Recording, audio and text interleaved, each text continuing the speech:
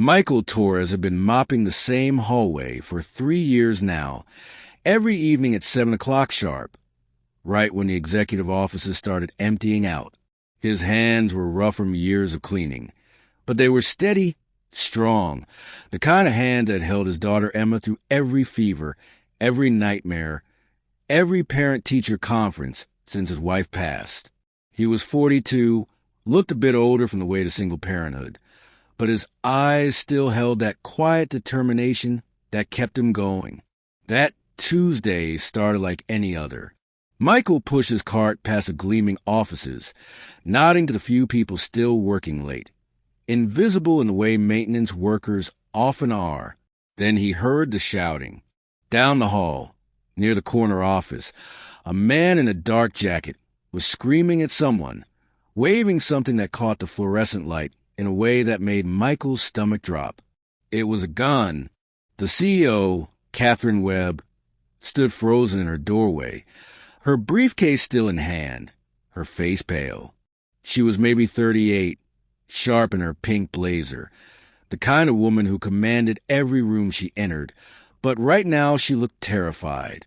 Michael didn't think. 20 years ago, before Emma was born, before the factory job and the night shifts and the scraped-together life he'd built, he'd been in the Marines. That training never really leaves you. He moved fast, faster than a man his age should move after a long shift, his shoes squeaking on the floor he'd just mopped. The gunman turned, startled, and that's when Michael hit him low, tackling him like he was back on his high school football field. The gun went off.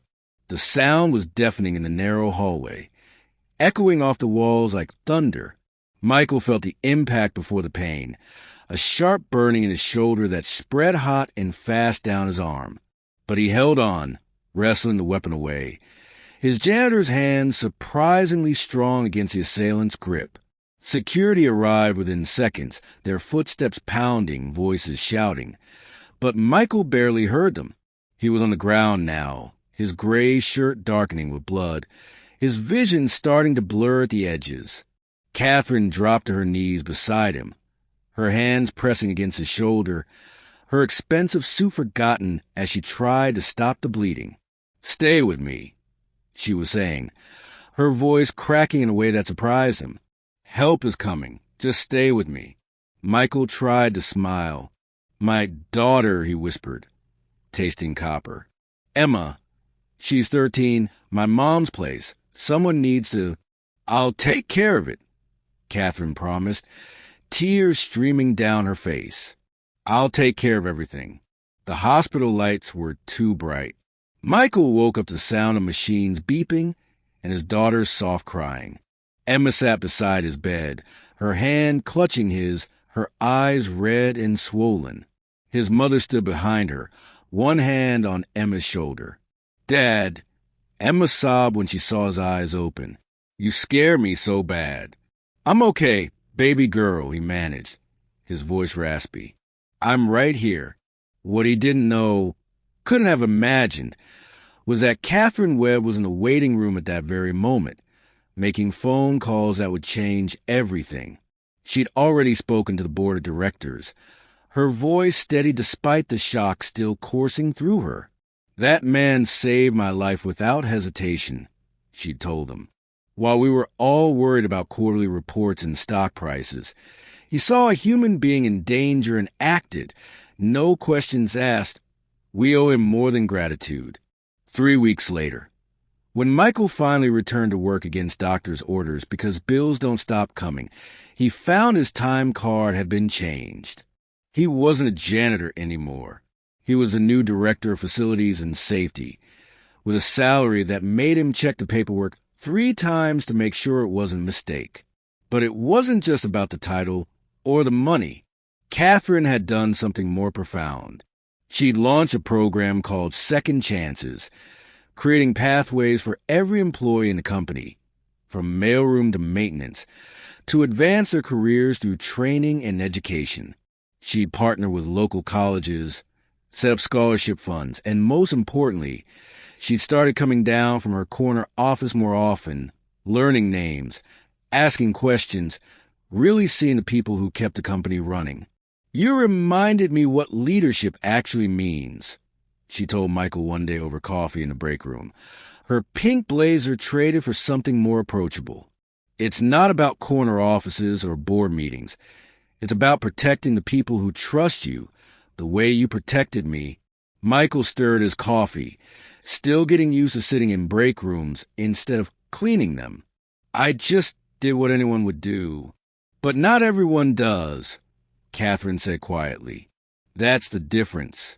The company changed after that night. Not overnight. Change never happens that fast, but steadily, like dawn breaking slowly over the horizon. Employees who felt invisible for years found themselves heard, valued, given opportunities they'd never dreamed possible. And Michael, the single dad who'd taken a bullet for someone he barely knew, became a symbol of something the company had lost somewhere along the way. The understanding that behind every ID badge was a person with dreams and fears, and people they'd take a bullet for. Emma got a college fund that would see her through any school she wanted. Michael's shoulder healed, leaving a scar he wore like a medal. And Catherine Webb, who'd once measured success purely in profit margins, learned that sometimes the most important returns can't be quantified in spreadsheets. Years later, when Emma graduated top of her class, Catherine was there in the audience, cheering as loud as Michael's mother. "Thank you," Emma told her afterward, hugging this woman who'd become like family, "for everything you did for my dad." "Your father did it first," Catherine replied, her eyes bright. "He showed me what courage really looks like. Everything else was just me trying to live up to his example." Some stories don't have neat endings because life keeps going, people keep growing, lessons keep unfolding. But if there's wisdom in this tale, it's simple. True character reveals itself not in boardrooms or corner offices, but in split-second decisions when everything's on the line. And sometimes, the people we overlook every day are exactly the heroes we need. Michael still works that company. Those hands don't push a mop anymore. But he never forgot where he came from, and neither did Catherine. Because that night in the hallway, when blood stained a freshly mopped floor, two people learned the same lesson from different sides. That every life has equal value, and protecting that truth is worth everything. If this story touched your heart, please share, and subscribe for more stories that remind us of the goodness still thriving in this world. And leave a comment below telling us about a time someone's unexpected kindness changed your life. Read Claude can make mistakes. Please double-check responses.